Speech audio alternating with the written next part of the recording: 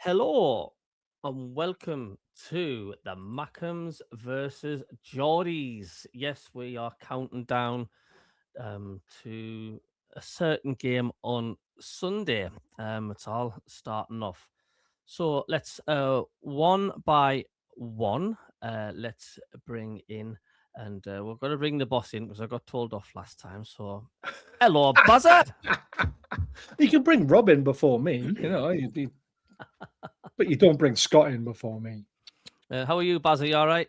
I'm good. Just got home from work. Yeah, Very tired, as you can see. it's all good, isn't it? It is. Love it. Oh, somebody's just knocking on the door again. Hold on. Come in. There we go. Scotty, how are you, mate? It's the Mia minion. I think you've got the echo, Scotty. Yeah. Have I got the echo, mate? Yeah. Yeah, be all right. Try coming out and me. going back in again. Go back out. No, it's really bad. It's really bad. Yeah. Let's bring in Don and his super noodles. How are you doing, Don? Super noodles? That's a shepherd's pie I just made from scratch, mate. Pie. No, my missus is working stupid hours at the minute. How are you doing? So Are you all right, I Rob? get You had the a joy good of week? cooking. You had a good week, Aye, mate? Not bad. Good. Not Let's bring Scotty. You still got the feedback I there? better. Scotty, you still got the feedback there? Better, not better. No, Terrible. still just as bad. I'll just remove you just 2 seconds, and No. that's it. We'll get on with the show. Rob. Get Scott to completely leave and then come back in, like reload his browser and things like that. It's something to do with Yeah, his he's microphone. gone. Probably He's All gone. right. just needs to turn his sound off on his YouTube. Yeah. Yeah, something he's like away. that. We'll come back, and here we go. We've got Bounty and his pet Rob. How are you doing? Yeah, Bounty's great, mate. As you can see, he's sitting in his own office chair. I gesture not done. He's got his own chair now. In the case you want to know, I know what you're like. You're soft as shite when it comes to the hot dogs. That's very true, mate. That's very true. Now, he's good. I'm good. Thank you. And for those that want to know where super fan Dan is, Bazza, do you want to explain where he's at tonight? He is celebrating the 1-year anniversary of us winning a trophy at the Stack because they're putting on a big party for Newcastle fans. That year's gone quick, hasn't it? It's too quick. I can't believe it's been a Absolutely. year. It just crept up on us. Flown over. So hello to everybody in the chat anyway. I hope you are all well and excited, nervous, whatever it may be. Looking forward to the game on Sunday. So then we'll start with you lads off. I thought it was a very hard fought win against Chelsea. You completely shut the door. You did what you had to do. I think you defended superbly well. There was just Chelsea had no answers. You must be pleased with that win, Baz. Oh, absolutely over the moon. I didn't really give us much hope, to be completely honest with you, when I saw the starting lineup. And like you said, every man and his dog was fighting for the badge, fighting for the 3 points. It was a fantastic win. Wasn't exactly our greatest performance as in going forward and creating a lot of chances, but what we did create, we took, and we just shut them out. We made it impossible for them to get through us. Yeah, it was. You must be pleased, Rob. Do you agree? Think it was a well hard fought win. It was a good 3 points for Newcastle on Saturday. Just proves that the World Club Champions are a pushover for the Northeast teams when we go down to Stamford Bridge. I know. So. Don, you must be pleased with that. Do you agree? It was a real ground out performance. Yeah, it was a good game. I think when to be fair to Chelsea, if you go to Chelsea, you've got to play well. You've got to get your tactics right, and I think Eddie Howe did get his tactics right on the day. I mean, it's always helpful if they leave the door open for us to score as well. But, it's the first time I've watched them in a while where I didn't actually think we were going to concede. Yeah. It felt like 2001, 2020, 2021, 2022 again, when we got to the Champions League by being very difficult to beat. Yeah, it was solid. I mean, Anthony Gordon, he seems to be getting better and better with the game, doesn't he? He's flourishing at the right time. Thank God, because I've defended him all season. Haven't I, Scotty? Don't get him started. We have 15 minutes. Like we had a section on the show last night, 15 minutes just dedicated to Anthony Gordon's prowess. He loves him. Anthony Gordon, running down the wing, Gordon. Does it when he wants Gordon. Does it when he wants Gordon. Sorry. Scotty, you sound absolutely spot on as well. So we'll come to you then. You do you agree what I said? This was coming from a Mackem. It was a hard fought win, absolute well organised at the back. They just shut the door continuously on Chelsea. There was no way through, was there? Yeah, I mean, everything was side to side, mate. Everything was in front of us. We could see everything they were doing. So they didn't try to get. They didn't get in the back door at all. So really happy with it. Yeah. I had more faith than Baz. I said we're going to win this. I had this funny feeling. And there you go. Like I was at the stack and it was absolutely mint. Yeah, really well fought. Well, good 3 points. I did think 2-2. That was my prediction, a draw. I said 2-2, mind, but I just had this feeling just as the day rolled on. I had this funny feeling that we were gonna nick it. We should have scored more though. It's a win. It's a win that all that matters. Do you know what amazes me with you lot is the fact like your fitness seems to be incredible. You don't seem to be fading at all, even with like these cup games and the Champions League. I don't see any fatigue. Oh, we've had our moments. I don't see any fatigue in that team at all. Like the way they chase the ball, the way they're wanting that ball as if their lives dependent on it. And it's the thing is, Cabby, we changed the whole midfield almost because of injuries. So they're actually a lot fresher. Willock was fresh. Ramsey was fresh because he was suspended from the previous game. Voltemada was fresh because he didn't really play in the last game. So the reason why we look fresh is because we actually have fresher players for a change on the pitch. I wouldn't say it was out of choice either, because if Tonali was fit, you would have played. If Bruno was fit, you would have played. If J7 was fully fit, you would have played. But I think now this gives Eddie Howe a massive headache because he can now start trusting those players, those fringe players, that some fans will say time to get rid of. Some fans will say we need to keep them. So that's the reason why we look fresh against Chelsea, is because we did freshen it up, which we haven't done previously.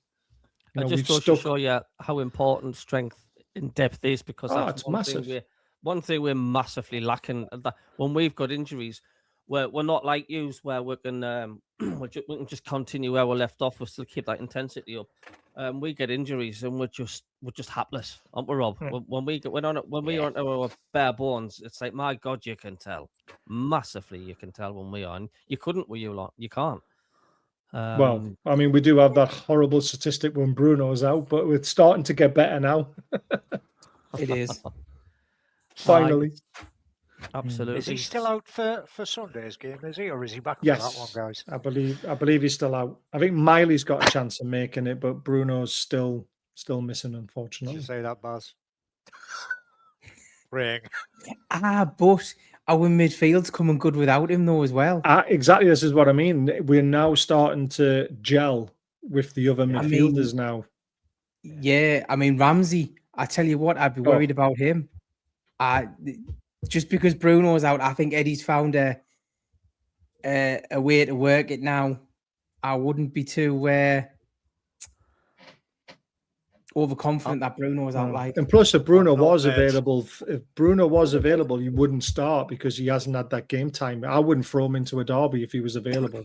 No, because we don't know how fit he is. So it's going to take him a little while to get back to match fitness as well. So, the same with Miley. I mean, Miley doesn't get straight back in the team when he's fit, when he's back from injury. He has to work his way back into it again and earn his place. Yeah. Who would you say was the man of the match for you lot then? Anthony Gordon. Running down the wing, Gordon. Jesus. Did you have to set him off, Cabby? It doesn't take I'm much. I'm gonna say Louis Hall. No, you're not. Anthony Gordon. I tell you what, if he does it Wednesday night, the big test Wednesday night, and then the derby, and Look then at his Champions League record. Of course, he's going to do it on Wednesday night. should I do. think you're both wrong, actually. I think it was Mr. Willock, to be honest. Oh, He had his best game for us in a long time. Oh, he was brilliant. I loved Gordon's off the ball work. I just thought he was He worked like a outstanding. Trojan, to be fair. He did, you're right. Yeah. And that defensive one where he took the ball off his foot, having ran back from midfield, that was work all day. That was. That was on our mind. It was just. Are you surprised? I'm not surprised how little Chelsea had to offer, to be quite honest with you, because I mean, even way back when we played them and beat them down there, they were like they were just so hit and missy. They just seemed to lack ideas going forward, and I think Chelsea could have played another 90 minutes. I don't think they would have found a way through. They just didn't seem to have a plan B at all. No, you're right. And I think Eddie Howe got it absolutely spot on, because when they started throwing the ball into the box, he brought Dan Burn on. And when we had Burn, Botman and Chow challenging for everything, and Chelsea couldn't get ahead on it with Pedro and Delap up front, they threw everything at us and they showed nothing. We made them play side to side. And that's been our problem in the past few games, is that we've let teams go through us. That's one of the first defensive displays as a team where we were impossible to break down almost. I mean, Chelsea could feel a little bit unlucky they haven't scored on the night. Delap had a really good chance. He bled over the bar. Was it Cole Palmer pulled off, a good save for the goalkeeper because of that. There was another potential other one. I think there was one that was going in. It was Enzo. Enzo had a shot from 25 yards and it smashed into Palmer. That looked like it was flying in. Hit him in the face, didn't it? Yeah. Yeah, hit him in the face, yeah. So other than that, that was it from them. But it was the same for us as well. We didn't have clear-cut chances other than the goal. I mean, Gordon had one beautiful curling effort, and other than the goal and that, we didn't really test their goalkeeper that much. But Willock had a deflected shot as well. Yeah. So that it was a good game to watch, but there wasn't a lot of goal mouth sort of action. There wasn't like 15, 30 shots in the game between each team. It was a well thought out plan that Eddie Howe mastered. Glad to see the back of the North East teams at Stamford Bridge, I think. Well, like you said, Chelsea are very hit and miss. They have been all season, and we should have beat them at St James's Park as well. We let them back in when we were 2-0 up. And that's what I mean about changing our defensive philosophy as a team. We've become hard to beat again, which is what I like. I like grinding out results. I'm not one of these ones, let's go and beat them 2-3-0 all the time. I like watching us battle a win, because that's when you've really put in a shift. And we were superb. What do you think? What was the carry on with the referee in getting involved in the team talk against it Chelsea, wasn't the referee getting involved with it. The players just swamped him. I know that. I know it was ridiculous. The referee did exactly what he's supposed to do. Yeah, it was our kickoff, so he was there to protect the ball, make sure nothing nefarious went on. But apparently, this whole Chelsea thing of we get round the ball and like it's some kind of talisman. To talk through that game plan. The ball. Yeah. Which, I've got no problem with that. If that's one of their traditions, if they're trying to build some kind of teamwork thing and that works for them, that's great. But you've still got to show a little bit of respect to the referee. Oh, yeah. I just thought it was ridiculous. Do your huddle, but do it, near the ball, but not over the ball. It was ridiculous. I see the AI video. Sorry, Rob, carry on. Even the missus, who has no clue whatsoever about football, said, "What the hell are they doing?" I said, "They're respecting the ball, apparently." She said, "They look like a bunch of dicks." Get her on the show. Get her on the show. What they should have done is they should have been huddled around Anthony Gordon's foot. Respect his foot. Respect. Have you seen the AI video going around where the voice, obviously the referee shouting, let's get stuck into these Geordie baskets and let's destroy them and all that. And then they do a massive whoa at the end. Now we've seen the funny ones where he pulls off the mask and it's Jason Tyndall in the middle. I've seen them. Aye. But I think that all comes from the whole Joe Linton looking at our thing his shoulder when he came Yeah, on that with was the note. brilliant. Absolutely brilliant. I was like, go on, son, read his tactics. right then, Rob, we'll go on to our debacle at the Stadium of Light. This is what we've been waiting for. Yeah, absolutely. Well, oh God, how do you describe it? Yeah, that'll do, Rob. Thanks very much. And now on to the next sequence. Yeah. Disallowed goal. It was offside. Alderete was offside when he headed. They all looked very offside, weren't they? Their goal, in my view, was decidedly offside. I know they've said, but you know, Xhaka was off the pitch, which means he's on the line. No, it doesn't. It means he's off the bloody pitch. And there was their striker was standing in front of the keeper. That's what I wanted to talk about tonight. Yeah. Did they even look at that? He was offside. Was he in line with the ball? Ball was played back. Yeah, if the ball's played back, you can't be. Back. How can it be played back when it went into the net? It couldn't possibly be played back. No, it couldn't have. Yeah, no, you're right. But was he in line with the ball? But he was in front of the keeper. It doesn't matter. It doesn't matter. It should, because he was Xhaka interfering is still with on play. the pitch. You know, Xhaka plays everyone on side. Okay. Even though he Xhaka's was still on the pitch. literally off the pitch. He wasn't. He was flying off the pitch at the time, but at the time the ball is kicked, his leg is still on the pitch. Right. Well, there you go. Yeah. Then that solves that one. And that just went in with the. It was ridiculously well timed from a Brighton perspective. Really bad luck from a Sunderland perspective. It was. I've scored a goal like that once, like pure fluke, where you're trying to cross it and you end up spooning into the net. But I mean, you know, the one thing is that the real question on that goal, though? Because that's not the question I'd be asking. No, why the defender being down for so long, wasn't it? What the hell is Diarra doing? He was having a rest by the look of things. He did get pushed over, to be fair. But it wasn't a head injury, was it? So the referee was entitled to carry on. Yeah, but it was still a foul. If you choose somebody, but if you choose somebody when the ball is dead, you are still going to get booked or sent off. End of. It's still a foul, and the referee did all about it. Well, VAR. Well, we had the same thing in our penalty mates. VAR is shite. I know that. But I mean, the most important thing for me was the fact that we didn't freaking well try after that. You know, we had 15 minutes where I don't think we even put a shot in on goal. That's not like yous. Exactly. Yeah. That's especially at home. Cabby and myself have our own theory on this, but I'll let Cabby give his view of the game on Saturday. Can I just say though, like we've been very respectful of you guys losing. We haven't mentioned once that it was an old Newcastle player who scored that goal until now. Yeah, well, thanks. I think we were well aware of that, mate. So, Rob, we had a Newcastle I've just watched back. I've just watched back the push on Diarra, and the ball is not in play. But if he'd punched him in the face, he would have got sent off. Yeah, but the ref's looking straight at it. The ball's not in play, right? Mm-hmm. When the ball comes into play, he's been sitting on the ground looking at the referee for about 2 seconds. Yeah. You know, he could have, and they don't score from this. The ball comes back out, then it gets crossed back in. Yeah. This is the thing. I think the referees, I've noticed it on a couple of games now. There's been a couple of games now where referees have just not been given fouls for players going down. Mm. And I hope they keep this up because it will stop them doing this stupid stuff of diving down on the ground.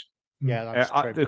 I watched a couple of games yesterday where I was like, ooh, that would normally be a foul, and it hasn't been given. Yeah. And we had it in, you know, if you look at James with his arms around Chow, in our game, which they didn't give that either. So I'm getting the distinct impression that the referees have been told to stop giving away all these easy fouls because it's breaking the game up so much. Yeah, possibly. And, you know, to be fair, you know, he should have got up. Well, he got slated from the from the Sunderland fans. I mean, our record signing, and he's gone on like that, lying on the floor, and he actually looked up at the referee as if to say, "Are you noticing me?" Then he puts his head back down again. It's absolutely pathetic. I mean, I hope It's a He had a stupid horrendous place on game the as well, pitch though, to didn't he? do it. Oh, man, Yeah. he's had the rapping from the fans. I've listened to the phone in from Total Sport today, and all the But it's actually good that the player's getting the grief rather than the referee getting the grief, because if the referee's seeing the decision, he's not giving a free kick. It's not a head injury, title to play on. That Sunderland player at the time should have thought, I'm getting nothing here. I need to get up and stop keeping everyone on side, and get back into position. So it's purely down to him, really. You could tell Granit Xhaka was furious. I mean, he was like, he's always make sure he's last off the pitch, but he was like just pacing up and down, and you could imagine that there'd have been hell in that dressing room at full time. You could just see it, but he wasn't a happy chappy. And on the game itself, there wasn't really much to choose between the two sides. It was just we didn't offer anything up front. It was definitely better performance than it was against Port Vale. I think the your first 15 minutes could have went either way. Is someone watching the show while they're on the show? Because there's the echo again. Scotty, what are you doing? No, nothing, mate. Get off that fake taxi, will you? Put yourself I'm on waiting. mute and see if it's I'm you waiting for your next episode, man. Aye. But anyway, the first 15 minutes of that game, you were all right. You didn't take your chances again, though. No, in fact, everybody's echoing somewhere along the line now. Scotty, put yourself on mute for 2 seconds, mate. Hello. No. Testing, Yeah. testicles, 1, 2. Scotty again. Always one person, isn't there? I know. Yeah, That's what he gets for dissing Anthony Gordon. Sorry, Dom. What were you saying there? You said the first 15 minutes. The first 15 minutes, it was either way. You had shots on, Brighton had shots on, and you're just not taking your chances. Yeah, that's a problem we've had since all season, isn't it? First game of the season, where we're creating a chance, we're just not taking it, and in the Premier League, you can't afford to miss them. How many times we said that through this season, Cabby? Yeah. I mean, our keeper got some rap for that, but he should have had his post covered. There's no excuse for that. Instead of giving it like a foot and a bit gap, but his line of vision to who took that shot, he couldn't see a thing because there was about 3 or 4 Brighton players in front of him. Yeah. But he should have had his back post. I mean, when the goal went in, even the commentators were like, it was a strange reaction because they just weren't expecting that to get in from that angle. It was bizarre. Yeah. But Brighton did look the more dangerous when they went up. When they went forward, they did have that extra oomph when they went forward, and it just amazes me with the likes of Shemzi and Talbi though. It's like he seems to get the ball, and at the minute he's like he tries to get past his man and then nothing. It's weird. Still sorry, Scott, you're having a mare. Check your settings and see if there's anything in there that like you can click to stop echo or. Sometimes I know when my Windows does a Windows update. I don't know why it does this, but it puts all my speaker settings onto default. It knocks all the speakers off on StreamYard on me OBS, whatever you call it. So I'm yapping away and nobody can hear us because Windows Update, thank you, has turned all the settings off, and I don't know if it's just me. Been there, done that. But no, it was a better performance. But I think there was a statistic or something like we've only scored 3 goals from open play. Goodness knows how many matches and stuff. I mean, but we seem to be going on like a broken record of not being lethal up front. I mean, since we lost Ross Stewart, we've seemed to have had that problem. Yes, Isidore started off well at the beginning of the season, but he seems to have got worse since we brought Robbie in. have you noticed that, Rob? He seems to have gone right off the boil. The minute we brought Robbie in, it's like whether he's thought of feel like, oh, I'm getting pushed back, I'm out the road now. It seems Yep. bringing Robbie in has upset the apple cart a bit. I wouldn't disagree with that, and we did discuss this on Saturday. Since Robbie's arrival, Isidore definitely has been working his way backwards in the pecking order, to the point where he's just effectively a bench warmer and comes on for the last 10-15 minutes. It might be better, particularly on Sunday, to start Isidore and bring Robbie on in the second half or something like that.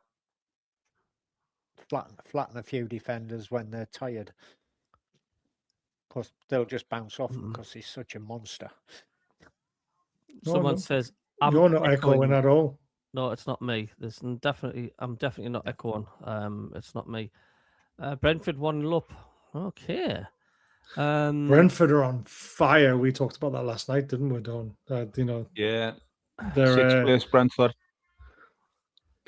Unbelievable run there, having. Kevin Ware says great t-shirt there. Let's get carried away, man. There we go. Try careful I don't get me bitch tits exposed. All right. Get cancelled for that. Get cancelled for that, yeah. But look, it is what it is, and it just seems to be. Now, I said, right, I said that we're just saving ourselves for the Newcastle game, right? That's what I said. I says we're saving ourselves for the Newcastle game. It was like, oh, man. I knew this was going to happen against Brighton because we've got Newcastle round the corner, and he seems to have this thing, Regis Labrie, when things are settled and we're safe. Like the Championship last season, when we secured the playoff spot, we lost 5 on the bounce, and our intensity and everything was just gone. And then he just tells it to turn a switch, and we're just like, we can take anybody on. And that's what I'm hoping he's going to be doing on Sunday. Now, I think it's wrong because just a bit. You've got to treat the Brighton game just the same as the Newcastle game. You've got to treat the Wolves game just the same as the Newcastle game. But I don't think he's got that mentality. It's weird. It's like it just seems a bit odd how we've just lost so much spark in that team since we've virtually secured safety. Yeah. And that Brighton game, there was a 7 or 8 minutes added on. We were walking the ball left and right at the back. There was no urgency to go forward whatsoever.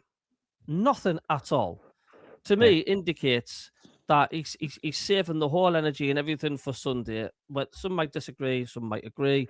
But there's no question of a doubt. It is a big game. It's been that long since Sunderland's been out the top flight. And I know you guys, it's just to you lot, it's just like jumpers for goalposts to kick around in the park because you've got the big mighty Barcelona Wednesday. But it's right what you're saying.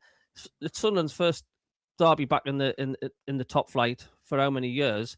And maybe he's thinking that, how big it is for the city and the fans. This, so maybe there is a bit of truth in that. Yeah, yeah, and I think Gary's got a very valid point there. We mentioned it. We've said it ourselves, Cabby. Is it a bit of a psychological thing? Yeah, job's done. Got 40 points. Don't need to try anymore. We said it on Saturday. They were playing like they were on a holiday. So that's dangerous, though, because when you're going into a big game, you want to have form on your side. You want to be playing well. You want to have that feeling of winning. That's what worries me. Is at the end of last season, we went 5 on the belt, 5 defeats off the bounce. And every Sunderland before fan the playoffs. Every Sunderland fan was saying, "That's it. We can forget the playoffs because we lost 5 on the bounce. We were losing to Oxford away. We were losing to utter dross at the stadium. Like when every game felt just like a friendly match, like we're on the beach, and it was awful to watch. And we were all saying, right, that's it. But you're not mathematically safe yet, which is a very dangerous thing to do with the other teams near the bottom. If I say that, I get slated. If I say you aren't mathematically safe. Until you're mathematically safe, I would be just a little bit worried if you keep losing games. I know. But if I say that we're not safe, I don't think that's a big thing, though. Yeah, you are safe. I mean, the We whole are. mathematics. There should be. The world would have to go flipping crazy for you not to steal. But I think what you really need to be thinking about is because of the regulations with PFR or whatever it's going to be next season. SCR. Every place that you go up that league, you earn more money, which is more money you can spend 3 on players. million in it? 3 million a place? Aye. Yeah. And you need that money to strengthen your squad. Yeah. Just sitting, chilling out that's a crazy thing. You get 2 places, maybe 3 places up further up the league. That's a defender. That's 9 million quid, yeah. Totally agree. And in PSR world or SCR world, 9 million over 5 years, it actually, becomes a lot more money than what it actually is. The higher you are in the league, the better you will be next season. It's right. It's right. What Don said as well. I mean, we are. The record's 42, by the way, Gary. You only need 2 more points. 42 points, wasn't it? West Ham went down with 42 points. Sunderland went down with 40 points as well. So if you don't win another game. I just think the way the fixtures are turning out in the bottom half, they've all got to play each other. I mean, you're safe, but it's just the simple fact is until you know you're mathematically safe, you should be fighting for every point. And like Don said, you're talking about what your summer could be like. Now, when a player looks at coming to Sunderland and you've seen them lose the last 7-8 games in a row and you finish near the bottom of the league, they're going to be thinking, well, why should I go there? But if they see a Sunderland team who are fighting for every point and who end up finishing 11th, 10th, 9th is a possibility, maybe even 8th, they'll be thinking, that's a club on the up and that's a club I want to go to. Yeah. No, I would agree.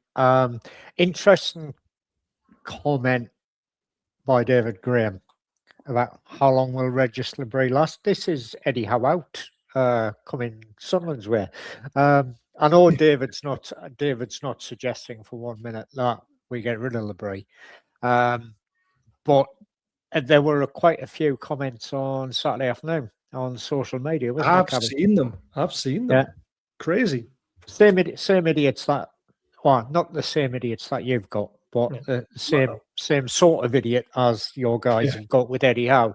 Are they being real? What are they complaining about? He's having a bad run, but bugger it. He got us up. We're mid-table. We ain't getting relegated. That's a successful season in my book.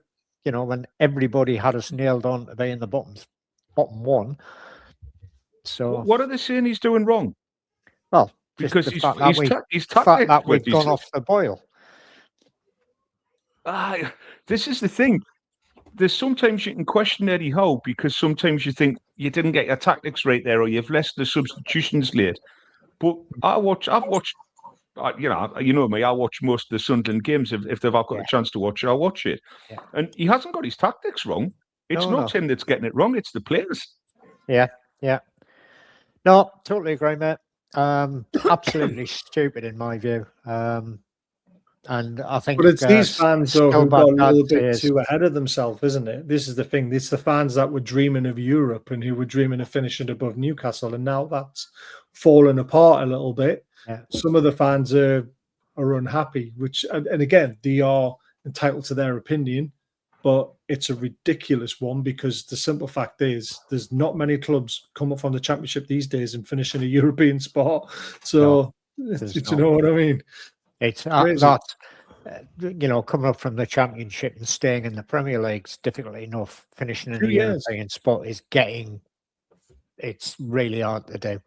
2 years you need in the Premier League to then start thinking about top half of the table. You need to get over that second season syndrome that can happen.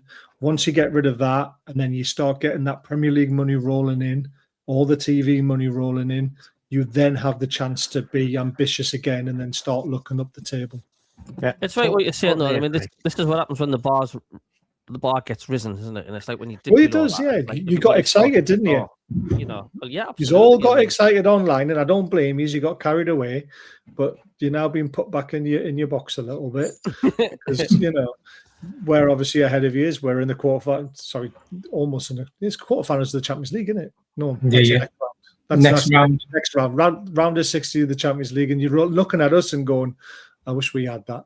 And at one point in the season, it looked like you could potentially have shocked everyone, but like you say, squad depth, the quality of the Premier League. What you got to remember as well, the second half of the season is always much harder than the first half because teams start to understand how you play. They work out tactics to stop you from playing, and it gets harder. Yeah, I mean, now, we are. You also need to put it into perspective. You need to put it into perspective. You came up from the Championship via the playoffs. Burnley and Leeds were ahead of you quite considerably. Yet you're smashing ahead of them in the league. Yeah. Them two are looking at possibly going back down, and you're comfortably safe in the middle. Yeah. To question your manager, that's crazy. Yeah. It's a reality check. It's definitely a reality check. Without totally agree. Look at the injuries we've got, man. I mean, Melborg's stuff. He's not a patch on Roos. I mean, it's just little things like that, and we're dropping like flies. I mean, Ballard could be out for the thingy for the derby. That's a huge miss for you guys if he's out. So we are just every week there's players just dropping out, and it's I don't know what is going on. But we're limping over the line. We're virtually a reserve squad. That's what's happening at the minute, and yet you get some of these fans saying like, "Oh, Regis to breathe this and Regis to breathe that." It's just unacceptable, and it's like you need to just have a reality check and just have a look. What's going on. I think you just need to ignore them. That's what we started doing. Scotty. I don't know what is going on tonight with you. Yeah. That is nuts. It is. Weird. You never normally have this problem either. Have you checked all these settings, mate, in stream? Yeah, been through them all. Is it stopped now? Aye. That's better. We're not getting the echo. Weird. Not now. Ooh, Brentford 2-0 up now. And Wolves were on a good run as well, weren't they? Yeah.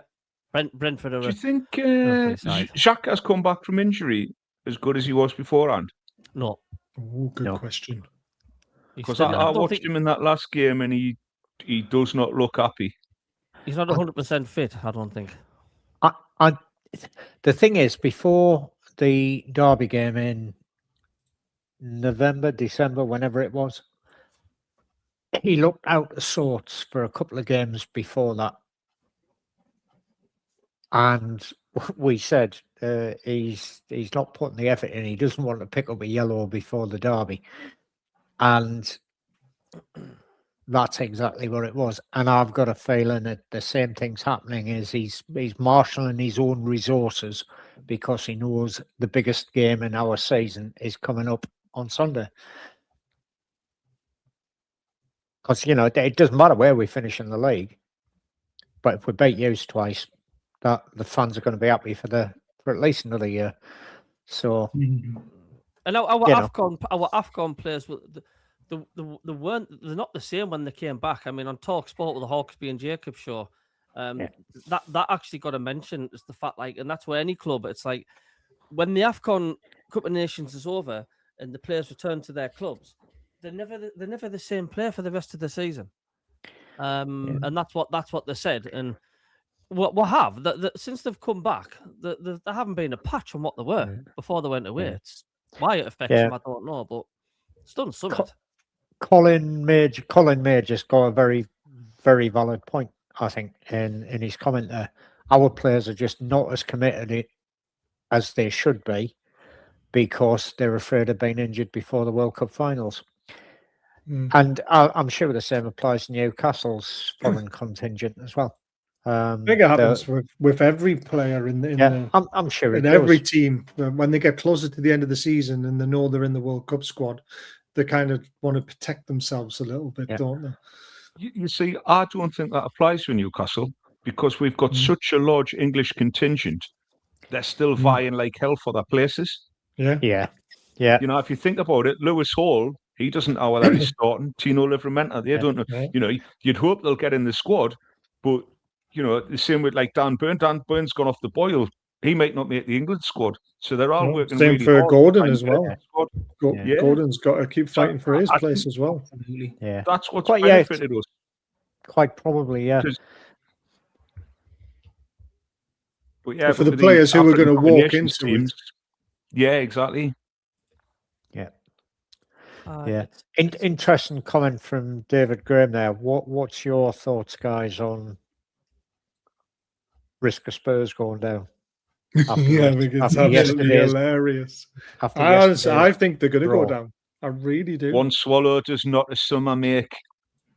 Exactly. I must admit, I agree with you. I would love to see Spurs go down. And Liverpool was shocking in that second half. Yes, I think West Ham and Forest know how to scrap for points.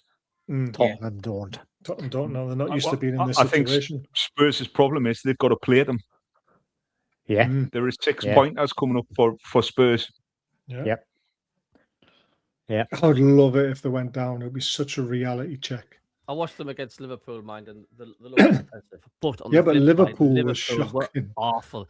Did you see how many missed passes they were placing? And they were just a shambles all over both teams were doing it. And it was a very open game, to be fair to both teams.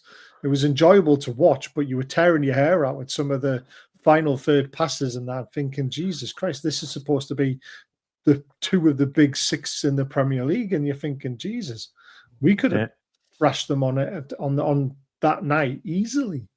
Right. I mean, Mo Salah must have had WD-40 on his boots. 3 or 4 shots you took yesterday. Christ, mate, they would have went out. He's finished. He's finished now as a Premier League player. Do you reckon? They should have sold him when they had the chance. They should have sold him for 100 million to Saudi when they had the chance. They will get nowhere near that figure now. No. Yeah. Right, we've got a Spurs question. Have got a hell of a running. They have, yeah. They have. I think the main ones, the big one's going to be. I think is it next week. Forest go to on their patch. Yeah, I think they're away at Leeds as well. Yeah, and they've also got to come up to Stadium of Light as well. That's no bother. The way we're playing, Christ almighty. Yeah, but the thing is though, with Spurs and with Forest, they struggle to score goals. They do. Yeah. I think Spurs have just got a little bit too much. I think what's going to save Spurs is the simple fact is West Ham and Forest are worse than them. So I think Forest should have won yesterday. They should have hit the bar, didn't they? A great effort. Well, they also had in the last minute they had a 1-on-1 with the goalkeeper. Well, I didn't see that one. Cocked up. I think Spurs v Forest might be the one that decides what happens. Yeah, I do, and I don't know. I mean, this is the argument, isn't it, with the offside rule again? I mean, how can somebody have an advantage with literally a little bit of leather on his boot or whatever, which made him offside? It's a laugh. It's a joke. There's no way that gives you an advantage, and I don't know. There's got to be a line, though, aren't there? There has to be a line because if your whole body crosses the line, then you're gonna have the same situation. You've got a toenail keeping you on. Yeah, it's the whole black and white thing, isn't it? That's why I like this whole daylight rule. If they bring that in, there's no doubt then. Yeah. Yeah. Because you cannot have a little bit of daylight to say that daylight or it's not. It's black and white, but in the other direction. So yeah. Right, we've got a quiz for you then. Here we go. A little brain teaser for you. So as of 26th of February, in your squad, how many foreign players can you name? How many can we name? Oh God! Let's go through the back line. Chow and Botman. Kraft. Then go into midfield where you've got Alanga. Shaw, yeah, Shaw. Alanga. Bruno. Joe. Tonali. Is that it for the midfield? Yeah, I think it is. And then Visser, Voltemada. That's it. 9. What about is Suport? Is he classed in the squad because he's under 21s, isn't he? That's the thing.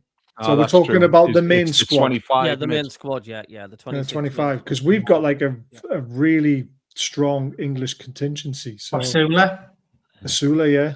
Asula, I think that's the nail on the head, isn't it? Did you mention Alanga? So. Yeah, I mentioned Alanga. We've got quite a large English contingent, though, haven't we? Yeah, so I think that's Are 10. you classing Alex Murphy as a foreigner? No, because he's Irish. No. He's Is that Republic or Northern? No, I If don't he's a know. Republic, he's a foreigner. True. I don't know which one he is, to be honest with you. Well, yeah, let's go. I think you've got them all actually. Got 10 Botman, won there. Fabian Shaw, Joy Linton, Sandro Tonali, Iona Wissa, Malik Thar, Emil Kraft, William Osula, Anthony Alanga, Nilt Water Mackem, Bruno Guimaraes. Yeah. So there we go.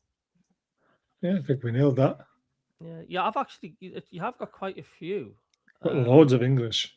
English. Yeah. We're probably the highest English contingency in the whole Premier League. Who's your oldest player out of that squad? Oldest would be Will it be Dan Burn? Trippier. Trips. Oh, Trippier. Yeah, he's 35. 35. Yeah, 35. Burns 33, I think. How old Shaw? Shaw's 33 as well, I think. 33, 34.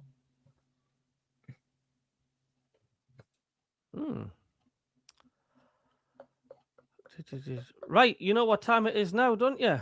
Oh, I thought there was 30 two time. questions. We only got the one. No, just the one. Turkey time. It Oh, is. goddamn Let's see. tinsel in it. Yeah, Tinsel. it's tinsel. Fab Shah 34. Yeah. Reason, how are you doing? You all right? How are you doing?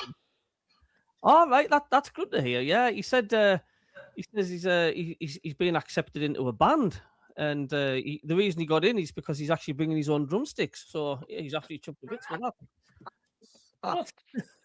Tinsel. He doesn't get any better, does he? You're going to do a prediction against Sunderland and Newcastle, or Newcastle very Sunderland, should I say? I mean, who's going to have the meat cleavers out this time? Tinsel, go on then. I dare you. What's going to happen? Right.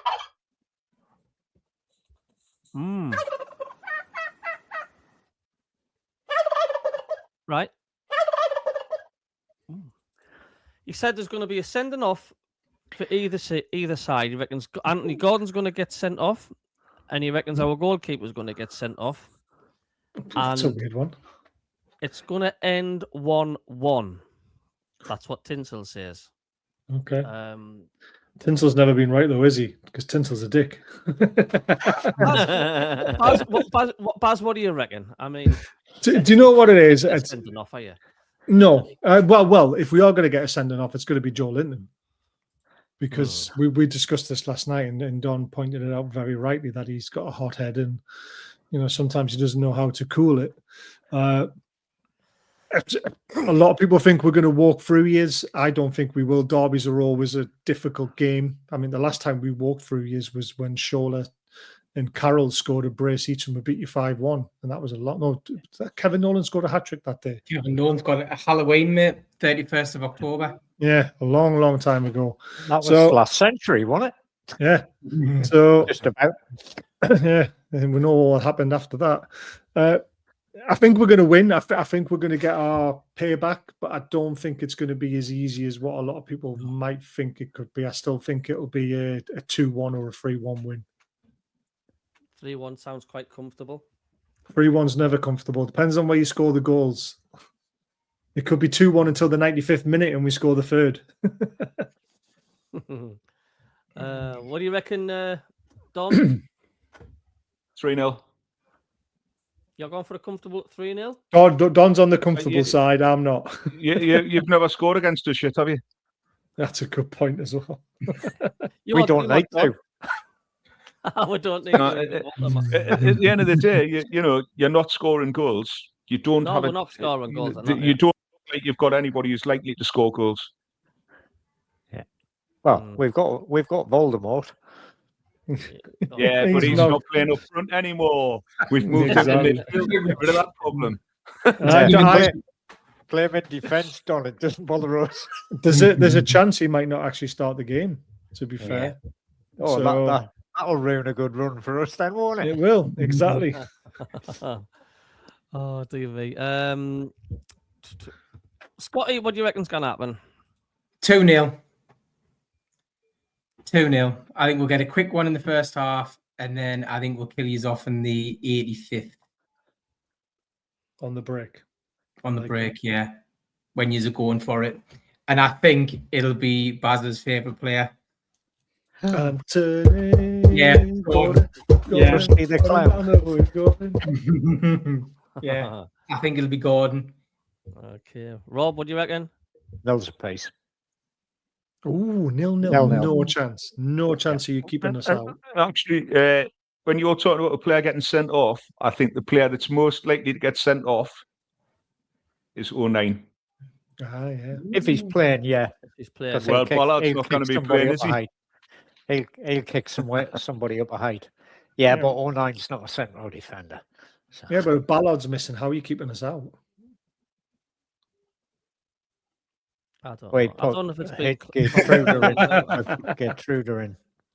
Now, I'll tell you 0-0. what, wise, Ballard's a massive loss for you. Set pieces, you're going to really struggle without him.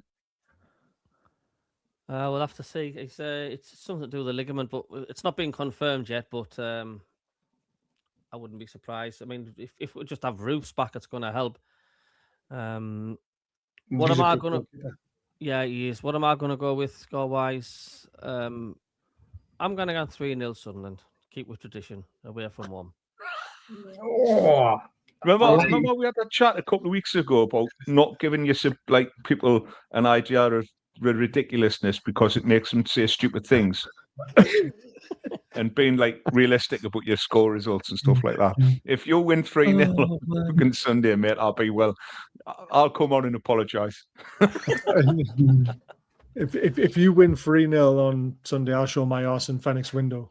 Oh, I was going to say that. Hang on, we've got that on recording now.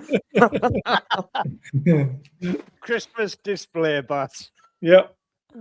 Well, Tinsel, cheers for that. Are you being up to much? You doing much?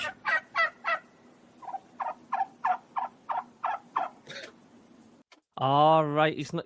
He got into a big fight apparently yesterday. Had the stuff and knocked right out of him. So he's away. He's away, and he's off. He's off to get some rest. So good old Tinsel. And he's with his predictions usually. He's always having bad luck. Last time he got locked out, he had to use a turkey to get in. So yeah.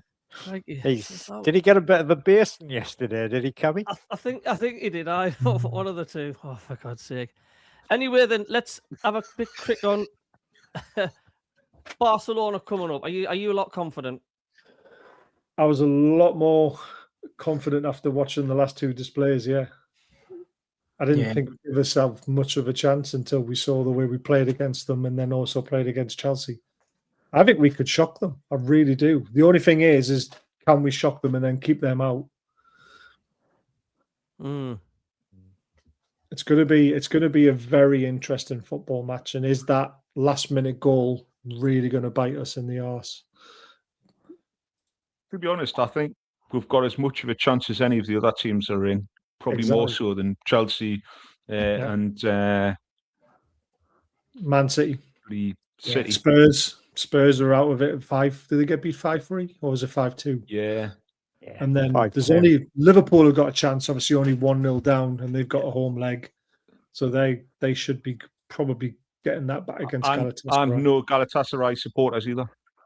Yeah. They're not allowed in the stadium ban. Yeah. I think Arsenal will turn it around. Oh yeah, Arsenal should be all right as well. But that was 1-1, wasn't it? Same as us. Yeah. I mean, the new camp's getting redone, isn't it? And it's not back to its full capacity. The 60,000 or something. It is at the minute. I thought it wasn't getting done until the end of the season. The maximum capacity is 100,000, isn't it? Just over, and they will get to that. But at the minute, as the refurbishment goes, it's something like 60,000. Right. I just thought it wasn't starting until the end of the season. That's why I thought they were still okay, but 60,000 is still enough, mate. I think what's in our favour is that we should have beaten them at Newcastle, and everyone's expecting us to go over there and get turned over. So realistically, they've got now to lose. Yeah. So I think they'll play. I think we might. They're scared of Big Joe Linton. They don't, they're scared of Big Joe. They don't like our physicality. I can't believe the players came out and said that. You know, It was the worst thing we could have said. It's the worst thing he could have done when there's another leg to play. Yeah. I don't know. I mean, when I watched, I mean, look, the Barcelona are not a patch on the side when the Messi days and the Ronaldinho days and stuff, without them. But I mean, were you surprised, like, how easy you made that look against Barcelona at St James's Park? You must be disappointed that you didn't come away with a couple of goal margins win, because I thought they were very poor, Barcelona. Like, I wouldn't have said it was easy, like, Abby. No, I thought we made them. Yeah. There was a lot Hall of was just unbelievable. He had Yamal in his pocket all the way through the game. You know, we chatted through this though, didn't we? That we've got players that have had a good run in the squad now, and they're starting to come into their own. And for us, one of the most disruptive things coming back will be players coming back into the squad and disrupting the rhythm that we've got going. So the likes of Tonali coming back in, and the likes of Joe Linton come back in, when Bruno comes back in, we might actually take a backward step on that, because at the moment, I think the team's gelled really well. And I think that was obvious against Barcelona. Yeah, I absolutely agree. And I think tomorrow night, I think it will be Ramsey, Tonali, and J7. I think he'll start. Yeah. Which is a shame on Willie, because he had such a good game against Chelsea. But he also went off with a potential injury again.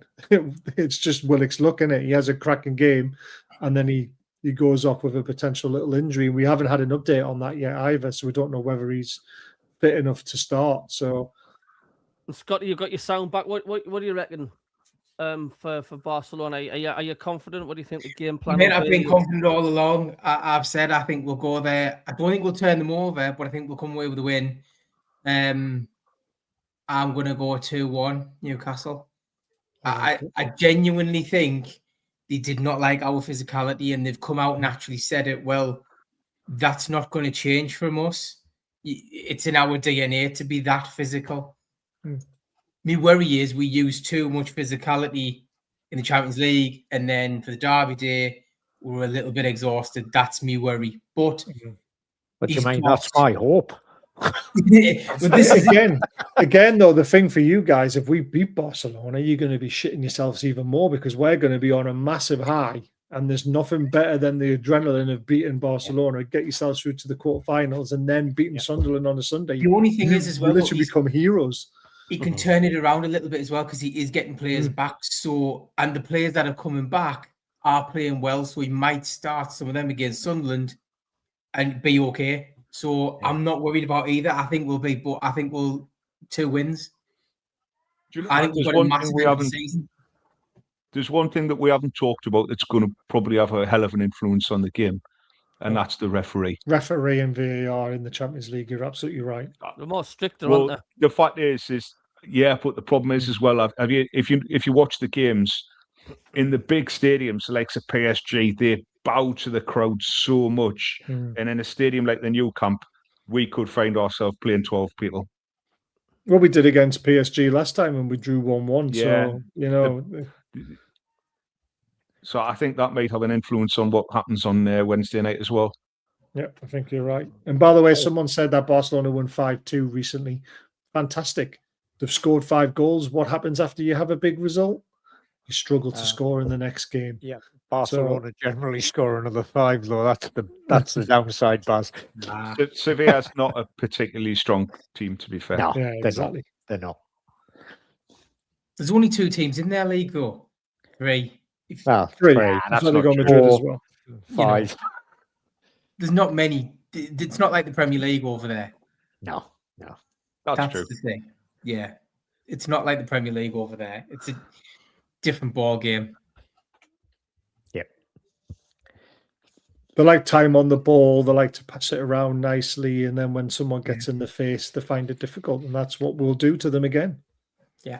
It's whether they're brave enough to get round it. But also, they didn't like the pace on the wings as well. That they really didn't like. No. So that whole physicality and pace, that's for them. They like to have nice time to pass the ball around, and that's the one thing that I've noticed with a lot of and I think it's the reason why the English clubs have done so well in the Champions League. There is no time in the Premiership. You know, we don't have time on the ball in Premier League. We're closing down all the time. Whereas in the European leagues, they get time on the ball, and they really don't like it when they don't get that. Yeah, absolutely. I've heard there's about 10,000 Newcastle fans heading our. Yeah, there'll be loads of them probably not even getting a ticket and just want to be there for the occasion and enjoying being in the bars and getting drunk and, you know, Getting arrested. Yeah, I mean, let's face it. There's a very good chance we might not be in this competition next season. I still hold out a small bit of hope that we can catch fifth, but we might as well enjoy it while we can. What's your remaining fixtures in the Premier League? We've got winnable games, but there's still tough games. There's Brentford, Palace, Everton. You know, we've only got Arsenal out with the big six. And that's at Arsenal. So you know, we might as well. Let's just say we don't do very well down there normally, but yeah, we've got winnable games. Yeah, because we've got we've got Spurs, we've got Forest, we've got Chelsea at home, we've got Man United at home, all winnable. We've got Wolves away. Oh, that's a toughie. We've got the Toon on Sunday. What else have we got left? Who else have I missed out? I think that's just about it, is it not? Yeah, I think that is. Yeah. There's an international break coming up, I know that. Yeah, there is. Yeah. Is that straight after you guys, isn't it? Straight after you guys, isn't it? Straight after the derby. It is, yeah. It's a horrible long 2 weeks losing the derby and then having to wait through a bloody international break. I mean, that'll pick you up watching the England matches. It'd just be nice to have that rest and get refreshed. Again, it's probably coming at the wrong time for us, though, because we've hit a bit of form. We don't really want the international break. No. I'd rather just carry on. Of course, if you're in the Champions League, you'll be in the Champions League next season, won't you? Because you don't have to finish. Yes, that's why we're going to Budapest. I've got a question for you. It's a horrible one because I asked these guys last night and they didn't get it quite right. If you could take one player, any player from the Newcastle squad to play for Sunderland, who would you take and why? Who would I take? Rob, do you want to go first?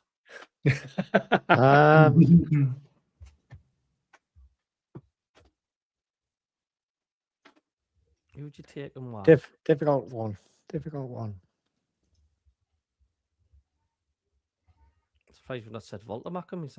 He's great what he's I knew you would say that. Yeah, possibly. Come on. Possibly. He's not actually a bad player. Yeah, Baltimore. Yeah. Really? Come on, Rob. You're talking shite. You know who you want. Exactly. I don't want that. I don't want Krusty the Clown. Yeah, anyone. You can take anyone. Yeah, from we definitely our don't squad. want Krusty the Clown. Come on. You want someone who can finish and score goals, mate. Yeah, you know who you want. Baltimore. He scored a great header recently. I'm surprised you haven't gone for Hall or Bruno G or. I was thinking Bruno, to be fair, but come on, Cabby, you're not getting out of this. Who would you take? Out of this? I'm trying to think what his name is. Wissa, I think. Really? Yeah. What? How can you say Wissa? He's hardly kicked the ball all season. To be fair, he might be available in the summer window. He might be available. Do you want to buy him? Yeah, you can have him. Yeah. 30 million. 30 million, knockdown price from 55, you can have him. And you know what would happen then? He'd absolutely set the place on fire, wouldn't he? He probably will, yeah. Probably will. He'll do it, Jermaine Defoe. See, I would have thought you would have went for either Gordon or Bruno, to be honest with you. Nah, not Gordon. Gordon, it's just Krusty the Clown. No way. Just you can't disrespect Gordon. Claire Bolden, if anything. When he was at Everton, we all thought he was knob. But then he still is. But he was he's a knob. It's because he's an annoying little git who gets in your face and scores goals. He's got the sort of... There's two players in particular in the Premier League who you'd really could stand and punch in the face all day. One is Gordon, and the other one is Fernandes. Dick No, it's that dick from Man United that went to Chelsea. I'm forgetting his name. Oh, Garnacho. Garnacho. Oh, Yeah, he was the he sort was of face you shite, really, man. really do want to hit with a brick. Nah, it's definitely Bruno Fernandes, but again, I would take him in the Would I Newcastle take side both any of them? day of the week. Yeah, exactly. I The wouldn't reason take you Garnacho, the though. reason I'm not going to use the word hate. The reason you don't like them is because they're annoying little gits who get in all players' faces and make our lives difficult. Yeah, probably, mate. You know, but it's dead easy to pick players from the Sunderland squad. You know, I'd comfortably take Dan Ballard into Newcastle and Xhaka every day of the week. Yeah. See, easy. It's when you've got to replace somebody in your squad with somebody from the other squad. It's Would you not take so 09, easy to no? do. I know who I would take from you guys What do you- straight away. Go on. Roths. Keeper. Yeah. Yeah. Keep that for Yeah. me. And again, he doesn't have to play in the starting 11. It was just a question he could take any player from the Newcastle squad to come and join the Sunderland squad. Who would it be? You see, it was just a nice, easy question. Anyway, then I'm gonna end There you the go. stream there. Then, is it what time are you kicking off Wednesday? Is it 8? 5:45. No, it's 5:45. It's an afternoon kickoff. An hour time. Oh yeah, they're an hour ahead over there, aren't they? Yeah, 6:45 Spain time. Oh, no doubt it'll be on TNT. Or is it on Amazon? Either that or Amazon. I'm not too sure which one. What's I hope it's Amazon? Amazon because Amazon's been brilliant with the Yeah. That's Champions better League. than TNT. Oh, better, much well above Sky. You know, Yeah. as long as you don't hear Ali McCoy's voice rattling on, you are right. Oh, I like Ali McCoist. I think he's brilliant. So I'm going to get the joy of watching it in Spanish. So TC. it's going to be fun. TCD. Are you off to Spain tomorrow? Are you done? I am tomorrow morning. Lucky Nice. you. Good Ali McCoy, I do agree. You go, you do a lot of travelling, don't you, Don? I do it, job, mate. Hells bells. I listen to him on the Breakfast Show, Talk Sport. Hilarious. I love him. I think he's brilliant. Especially when he Do comes you out not with think his he's kind Gaza of a bit stories. senile? Probably. But his Gaza stories are brilliant. Oh, did you hear the one about where the he thought there was a burglar and the kept creeping in his Yeah, it house was- downstairs and it was Gaza. Yeah. He just wanted to go in. He just wanted to borrow something from the fridge. Yeah. There's the fireworks display one. That was a brilliant story. The fish one was the best, though. He came by the training pitch with 2 fish and he hid one in the car where the person would find it. But then he hid one even deeper in the car where you wouldn't find him for weeks. He stank of fish and the guy ended up selling the car because of it. It was just brilliant. Yeah. Okay, it's where you watching the match on Wednesday then? I'll be watching it at home. It's on TNT, so I don't know. Probably at the Stack if I can get there. Okay. I'm hoping to be at the game on Sunday. You will be. Fingers crossed. Oh, you're in the lottery, are you, Baz? Yeah, always. Well, thanks everybody in the chat as well for tuning in. So thanks to the lads across the water. We'll see you next Monday for the review. The review show. We've been there many times before. Perhaps you may not turn up, guys. Might be busy that night. We turn up regardless, but you won't see me live on the camera. What I'll do is I'll put a cardboard figure up. Yeah. Or do you know that one when Channel 4 used to go off air and you had that girl with the chalkboard? I'll put that up on the screen. And I'll just let you rub it on. Was that rub it on or rub it in? Rub both. All right. Right then, Dom, will you super noodles? Want to say that night, mate? Yeah, take care, guys. And I'll get you some pictures from the sports bar in Spain for the Barcelona match for you. Lovely. Love it. Take care, all. Scotty with his 3D sound. Say it to her. Hopefully, I'll get that fit for next Monday so I can take the Michael out of you a bit more. It's nice having surround sound, Scotty. Is it good? Yeah, it does sound really good, actually, man. Hey, you hear you twice. Got depth. And Baz going to say good night, sitting there in the gods in St James's Park there. Yes, thank you everyone for tuning in as always, and don't forget next Monday. Yeah. Tune in. Even if we beat you or you beat us, we will be here because we're not that kind of. Don't forget, team. I've got the link to the through Black and White Ice in the description. So just give it a click, give them a subscribe as well, because we do hit the thumbs up. We do go over there as well, and do the show every other Monday. Rob, night from you and Bounty seems to have been a Bounty. He's jumped ship. I think he has jumped ship. He's he's lying at the top of the stairs. I don't know if you can see him there. He's just lying on the floor. When we asked that question, who would you take from Sunderland to Newcastle? I think the dog jumped and went, "Take me." Yeah, no, he would say, "Take me from Newcastle to Sunderland." He's happy. It's just because you realise you don't like dotted things with long hair. Yeah. I like Gary's there. The thumbnail will say out of order. Tune in next week. That's it. Anyway, night all. Thank you. Yeah. Good night. Good night. lads. Ta-ra. Cheers.